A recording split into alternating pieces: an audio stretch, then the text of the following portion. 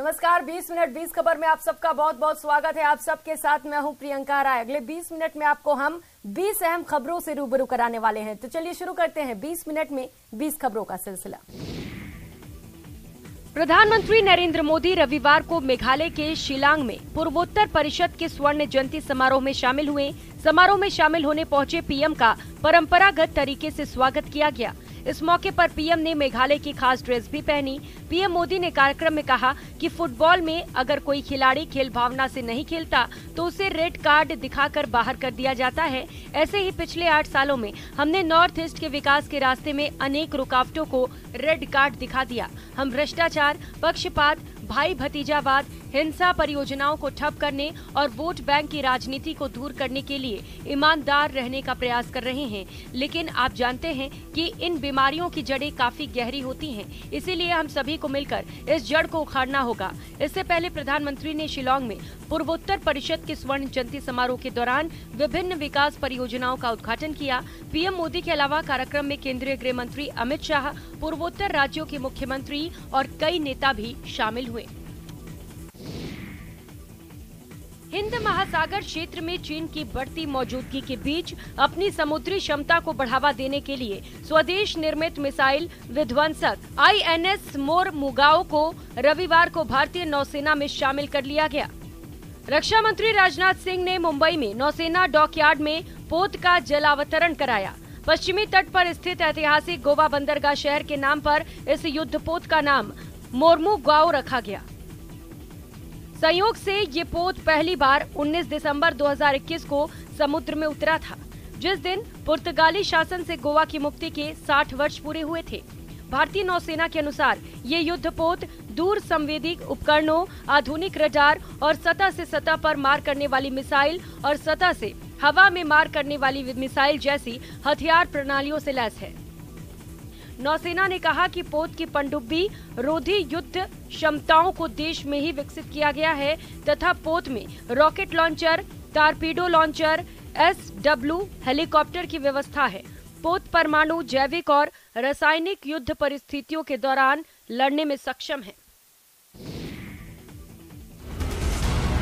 दिल्ली के श्रद्धा हत्याकांड की तरह साहिबगंज की बोरियों में भी रोंगटे खड़े कर देने वाली घटना सामने आई है।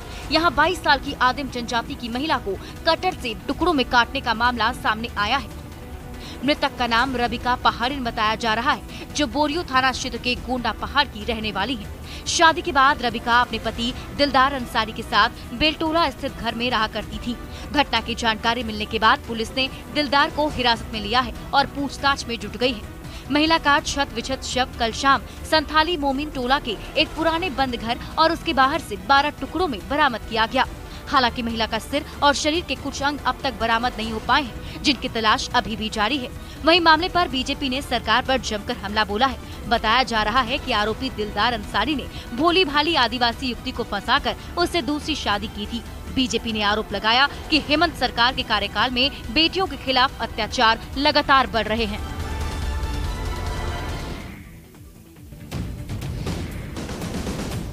बेगूसराय के साहेबपुर कमाल में बूढ़ी गंडक नदी पर बना पुल बीच से टूट गया है। रविवार सुबह पुल टूटकर पानी में समा गया। 9 सालों से इस पुल का काम चल रहा था। इस पुल का अभी उद्घाटन भी नहीं हुआ था। 13 करोड़ की लागत से इसे बनाया गया था। 2 दिन पहले गुरुवार को इसके पिलर नंबर 2 से 3 के बीच दरार देखी गई थी। इसके बाद से इसके इस्तेमाल पर रोक लगा दी गई थी और रविवार को ये टूटकर नदी में समा गया।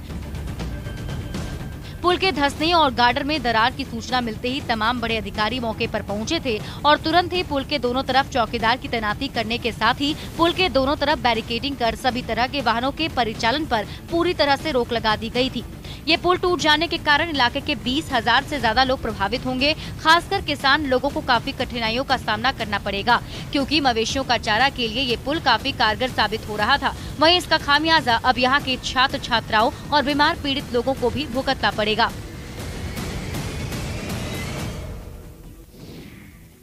सिरोही के देव नारायण आवासीय विद्यालय में खिचड़ी खाने से 25 से 30 बच्चियों की तबीयत बिगड़ गई।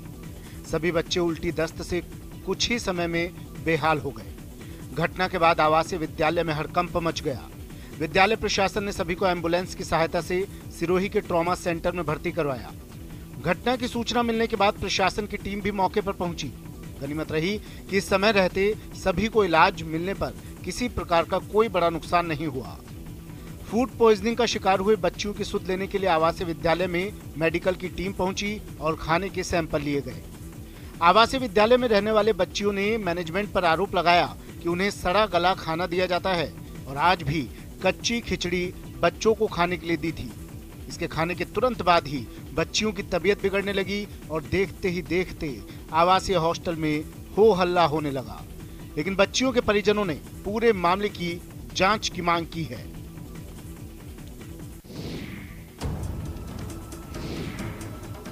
जाको रखे साइयां मार सके न कोई, कुछ ऐसा ही हुआ है मध्य प्रदेश के सतना जिले के महिया रेलवे स्टेशन पर। यहां चलती ट्रेन में चढ़ने की कोशिश कर रहा एक यात्री ट्रेन और प्लेटफॉर्म के बीच जा फंसा, जिसे आरपीएफ के जवानों की सतर्कता से बचा लिया गया। दरअसल ये हादसा तब हुआ जब प्लेटफॉर्म नंबर 2 से दानापुर पुणे एक्सप्रेस गुजर रही थी।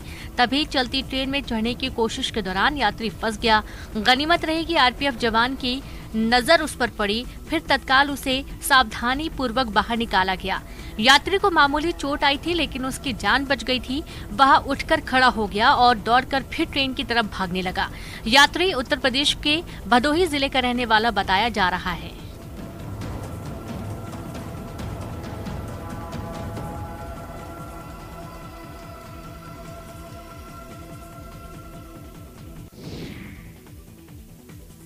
जिंदगी भर शिक्षा का उजियारा फैलाकर बच्चों का भविष्य संवारने वाले एक शिक्षक ने अपने बेटे की सगाई में दहेज न लेकर समाज के सामने अच्छी मिसाल कायम की है।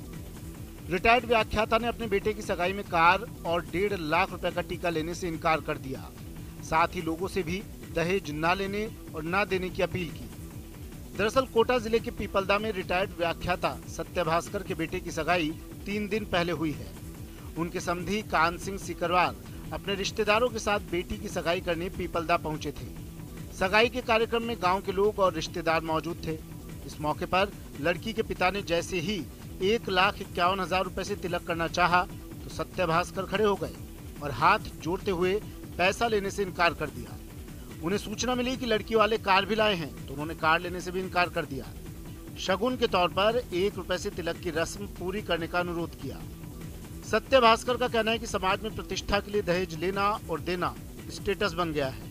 इससे लड़की के माता पिता दुखी होते हैं और जैसे तैसे कर्ज लेकर बच्चों की शादी करते हैं। दुनिया के सबसे खूबसूरत शहरों में शुमार नीली झीलों का शहर उदयपुर हर साल की तरह इस बार भी नए साल के स्वागत के लिए तैयार है। 2022 को विदाई देने और नए साल के स्वागत करने के लिए उदयपुर में अलग अलग थीम पर पार्टियों का आयोजन होने जा रहा है।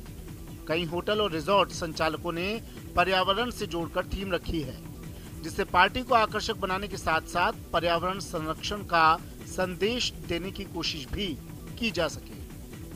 नए साल के जश्न के लिए उदयपुर में करीब 800 होटल्स पूरी तरह से बुक हैं। थीम बेस्ड पार्टी के साथ साथ देश के नामचीन बैंड भी नए साल के जश्न को और यादगार बनाएंगे। इसके लिए कई होटल्स ने म्यूजिक फेस्टिवल की तरह भी जश्न को मनाने की तैयारी की है। इसके लिए 2 दिनों तक भी आयोजन चलेंगे। होटल संचालकों की मंशा है कि पर्यटक जिस सोच के साथ उदयपुर आता है उन्हें यहाँ उससे भी अच्छा माहौल उपलब्ध करवाया जाए। सभी का मानना है कि उदयपुर अब नए साल के स्वागत के लिए देशी विदेशी पर्यटकों की पहली पसंद बनता जा रहा है।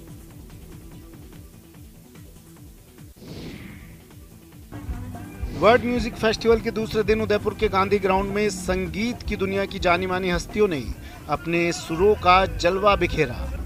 सारंगी पर राजस्थानी सुरों को जब सरदार खान, भावरू खान, सादिक खान, ईदू खान, हबीब खान और सिकंदर खान ने अपनी धुनों को बिखेरा तो कार्यक्रम का आगाज ही दर्शकों के दिलों को संगीत से सराबोर करते हुए रूह तक उतर गया।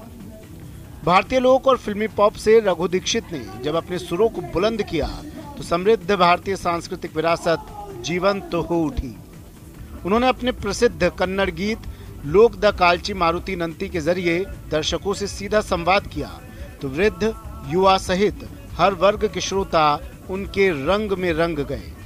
उन्होंने अपने गीत लव यू चिन्ना पर युवाओं को झूमने पर मजबूर कर दिया।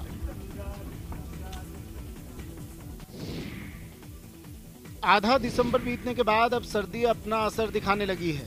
करौली के हिंडौन सिटी के ऑटोमेटिक वेदर स्टेशन पर इस सत्र में जिले का सबसे न्यूनतम तापमान 3.5 डिग्री सेल्सियस दर्ज किया गया। हालांकि पूरे जिले में अलग अलग स्थानों पर न्यूनतम तापमान 9 डिग्री के आसपास रहा। दिन और रात के तापमान में 20 डिग्री के करीब अंतर के कारण सुबह और शाम तेज सर्दी का एहसास हो रहा है। सर्दी से बचने के लिए लोग अलाव का सहारा ले रहे हैं। कई स्थानों पर हल्का कोहरा भी नजर आ रहा है, जिसके चलते वाहन चालकों को परेशानी का सामना करना पड़ रहा है। मौसम विभाग के अनुसार आने वाले कुछ दिन आसमान साफ रहेगा। सुबह शाम सर्दी के साथ दिन में तेज धूप खिलेगी। आगामी 1-2 दिन बारिश की संभावना भी नहीं है।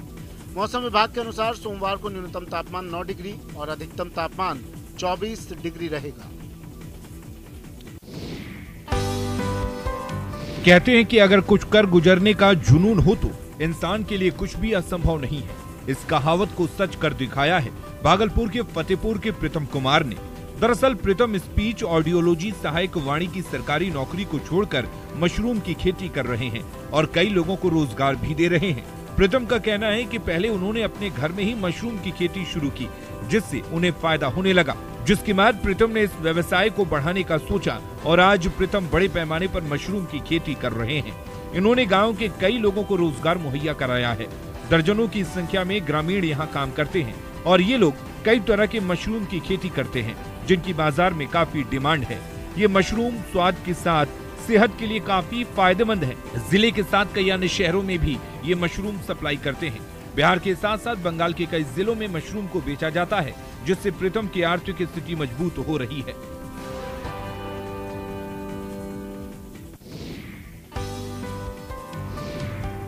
इक्कीसवीं सदी का भारत डिजिटल एक्सप्रेसवे पर तेज गति से आगे बढ़ रहा है, लेकिन आज भी आदिवासी समाज अपनी परंपरा और संस्कृति को लेकर सजग है। जनजातियों में अलग अलग भाषाएं और समुदायों की अपनी अपनी संस्कृति और परंपरा है। वहीं पाकुड़ में जनजातीय समाज के लोग आकर्षक रंगों से अपने घरों को सजाते हैं। हिरणपुर प्रखंड कार्यालय के ठीक सामने एक छोटा सा पहाड़ है, जहां से आदिवासी समुदाय के लोग रंग बिरंगी मिट्टी काट कर निकालते हैं। इस मिट्टी का उपयोग घरों को सजाने और संवारने में किया जाता है। इस पहाड़ से लाल, भूरी, पीली और सफेद मिट्टी निकलती है।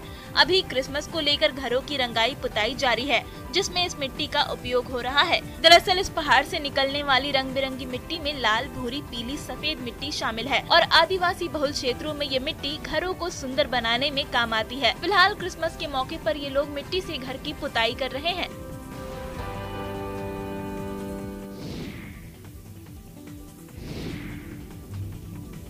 हौसले बुलंद और मकसद पर्यावरण संरक्षण का, इसे लेकर संदेश देने इसी उद्देश्य के साथ छत्तीसगढ़ के रायगढ़ निवासी प्रमोद कुमार सिदार निकल पड़े हैं साइकिल यात्रा पर।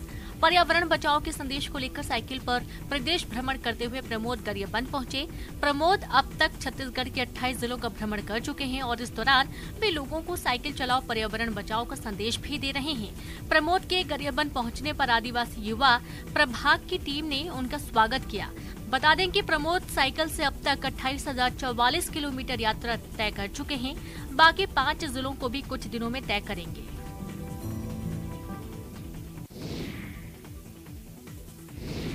एलओसी से सटे इलाकों में जहां कभी पाकिस्तानी सेना की तरफ से दागे जाने वाले गोलों के धमाकों की गूंज सुनाई देती थी, वही क्षेत्र आज युवाओं और बच्चों के पहाड़ी, गुजारी, डोगरी और पंजाबी गीतों और नृत्य की मधुर गूंज से चहक उठा। जी हां, जम्मू कश्मीर के पुंछ में सेना की सरला बटालियन ने शनिवार को पहली बार नियंत्रण रेखा पर पाकिस्तानी चौकियों से सिर्फ 30 मीटर की हवाई दूरी और 2 से 2.5 मीटर की जमीनी दूरी पर बसे गांव गुलपुर के सैन्य मैदान में रंगारंग सांस्कृतिक कार्यक्रम का आयोजन किया। पहली बार आयोजित इस कार्यक्रम का स्थानीय लोगों ने भी जमकर आनंद उठाया। कार्यक्रम में सैकड़ों की संख्या में ग्रामीण दिन भर अपना कामकाज छोड़कर क्षेत्रीय गीत संगीत की मस्ती में झूमते नजर आए। कार्यक्रम में नियंत्रण रेखा से सटी 4 पंचायतों के स्कूली बच्चे, युवाओं, लोक कलाकारों और शायरों ने भी हिस्सा लिया। कार्यक्रम को देखने के लिए बड़ी संख्या में सैन्य अधिकारी, पंचायत प्रतिनिधि, ग्रामीण, महिलाएं और युवक भी उपस्थित हुए। दिन भर चले इस कार्यक्रम में भाग लेने वालों ने देशभक्ति गीतों पर नृत्य के साथ ही पहाड़, गोजरी, डोगरी और पंजाबी लोकगीत और नृत्य प्रस्तुत करते हुए समा बांध दिया। तमिलनाडु में जल्लीकट्टू को लेकर तैयारियां तेज हो गई हैं। इसे लेकर बैलों को खास ट्रेनिंग भी दी जा रही है। मदुरई में भी बैल मालिक अपने बैलों को जल्लीकट्टू के लिए तैयार कर रहे हैं। हालांकि बैलों को वश में करने का ये खेल कानूनी दायरे में है, लेकिन इसे लेकर उत्साह कम नहीं हो रहा।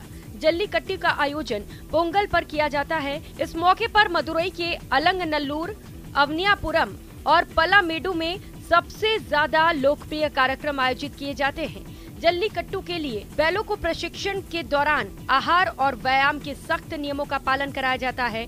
हालांकि कुछ लोगों ने सुप्रीम कोर्ट में चल रहे मामले पर चिंता जताई, लेकिन वे अपने हक में फैसले की उम्मीद रखते हैं।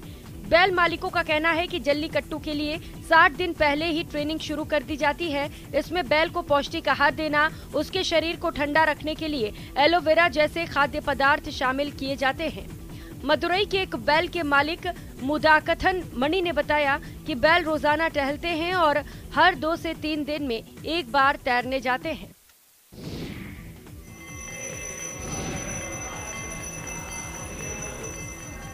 जलेबी और आस्था का ये सलाम। तस्वीरें मध्य प्रदेश के खरगोन के ब्रजधाम हवेली की हैं। यहाँ विट्ठल नाथ के जन्मोत्सव पर जलेबी महोत्सव का आयोजन किया गया और इस दौरान श्रद्धालुओं की भारी भीड़ उमड़ी। आस्था और श्रद्धा के बीच भगवान श्रीनाथ जी और भगवान गोवर्धन को प्रति वर्ष अनुसार जलेबी का महाभोग लगाया जाता है। ऐसी मान्यता है कि जलेबी महोत्सव के दौरान गुसाई जी महाराज से मांगी गई हर मुराद पूरी होती है। कोरोना के चलते पिछले 2 वर्षों से जलेबी महोत्सव का आयोजन नहीं किया जा रहा था, लेकिन इस वर्ष श्रद्धालुओं में काफी उत्साह देखा गया। जलेबी महोत्सव के दौरान श्रद्धालुओं को जलेबी के महाभोग का वितरण भी किया गया।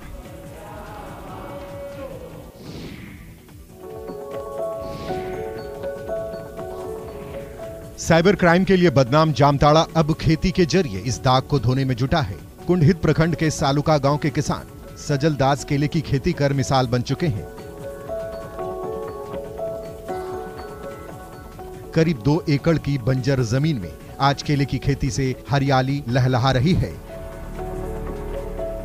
2 एकड़ जमीन पर उन्होंने 1000 केले के पौधे लगाए हैं। सिंगापुरी केले के साथ ही इस खेत में नारियल, आम, बेर और सागवान सहित कई दूसरे पौधे भी लगाए हैं। किसान सजल दास ने युवाओं से साइबर अपराध की जगह खेती में जुटने की सलाह दी। बताया जा रहा है कि सिंगापुरी केले की खेती सजल ने पहली बार की है और इसमें सफलता भी पाई है। अब उसके हौसले बुलंद हैं। कड़ी मेहनत से उसने ये कर दिखाया, जिससे वो दूसरे किसानों के लिए भी प्रेरणा स्रोत बन गया है। सजल दास ने युवाओं को साइबर अपराध जैसे गलत रास्तों पर न जाकर केले की बागवानी करने की सलाह दी है। इससे वो घर बैठे सालाना लाखों की आमदनी कर सकते हैं।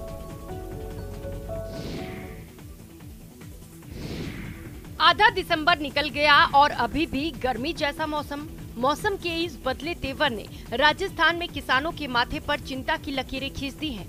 दिसंबर में जहां सर्दी से जनजीवन अस्त व्यस्त हो जाता है, उसकी जगह मार्च अप्रैल जैसी गर्मी से रबी की फसलों पर संकट मंडराने लगा है। अक्सर सूखी रहने वाली राजस्थान की मिट्टी में रबी की फसल से ठीक पहले मानसून के कारण अच्छी नमी मौजूद थी। इसीलिए किसानों ने समय से पहले ही अपने खेतों में फसल की बुआई कर दी। पिछले साल की तुलना में इस साल राजस्थान में गेहूं की बुआई में करीब 103%, जौ में 87%, सरसों और तारामीरा में 16%, चने में 27% और अन्य फसलों में करीब 56% की बढ़ोतरी हुई है। लेकिन अच्छी बुआई के बाद अचानक मौसम ने करवट बदल ली। दिसंबर में पड़ने वाली कड़ाके की ठंड की जगह दिन रात के तापमान में भारी अंतर आ रहा है। पिछले 10 दिनों से राजस्थान में दिन और रात के तापमान में 10 डिग्री से ज्यादा अंतर आ रहा है। दिन में अप्रैल मई जैसी 26 से 30 डिग्री तापमान वाली गर्मी पड़ रही है, तो रात का तापमान 20 से 15 डिग्री के आसपास बना हुआ है। हिमाचल प्रदेश के मंडी में बना नेचर पार्क लोगों की पसंदीदा सैरगाह बनता जा रहा है। ये नेचर पार्क पंडोह के साथ लगते माता बगलामुखी मंदिर के आंचल में वन विभाग ने 8 करोड़ की लागत से बनाया है। माता बगलामुखी के मंदिर में दर्शनों के लिए रोजाना आने वाले सैकड़ों लोग अब नेचर पार्क में सैर का भी आनंद उठा रहे हैं। नेचर पार्क का निर्माण पंडोह डैम के जलाशय के पास उस भाग में किया गया है जहां पर कभी माता बगलामुखी का प्राचीन मंदिर हुआ करता था और यहां पूरा गांव बसता था। ये प्राचीन मंदिर और जलाशय अब पंडोह डैम में जलमग्न हो चुका है। चंडीगढ़ से यहां घूमने आए पर्यटक पर्यटक गुरिंदर सिंह ने बताया कि नेचर पार्क में जहां उन्हें शांति और सुकून मिला, वहीं परंपराओं की झलक भी देखने को मिली। वहीं स्कूल और कॉलेजों के छात्र भी बड़ी संख्या में यहां पिकनिक मनाने पहुंच रहे हैं। कुल्लू जिले से आए स्कूल के शिक्षकों ने बताया कि उन्हें नेचर पार्क आकर बहुत ही ज्यादा अच्छा लगा और भविष्य में वे अन्य लोगों को भी यहां आने का सुझाव देंगे।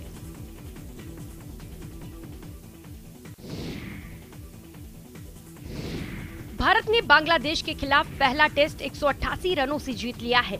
इसके साथ ही टीम ने सीरीज में 1-0 की बढ़त बना ली है। रविवार को भारत के 513 रनों के टारगेट का पीछा कर रही बांग्लादेश की टीम दूसरी पारी में 324 रनों पर ऑल आउट हो गई। उसकी ओर से डेब्यू मैच खेल रहे जाकिर हुसैन ने शतक जमाया, वहीं कप्तान शाकिब अल हसन ने 84 रन बनाए। जीत के हीरो चाइना मैन गेंदबाज कुलदीप यादव और अनुभवी बल्लेबाज चेतेश्वर पुजारा रहे।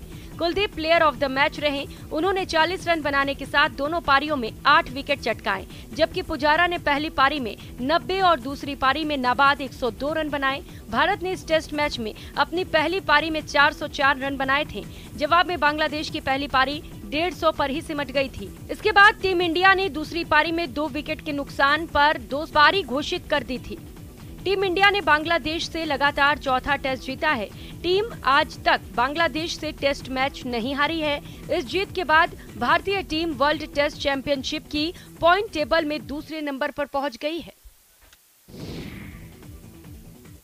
20 मिनट 20 खबर के इस खास पेशकश में फिलहाल इतना ही। नमस्कार।